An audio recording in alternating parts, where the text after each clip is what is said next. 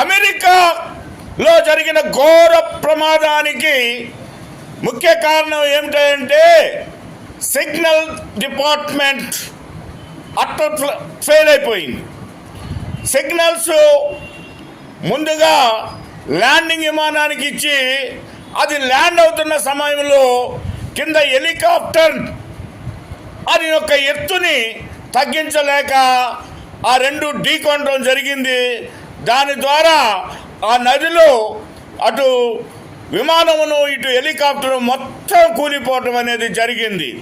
దీని అంతటికీ కారణం సిగ్నల్ డిపార్ట్మెంట్ అట్టర్ ఫెయిల్యూర్.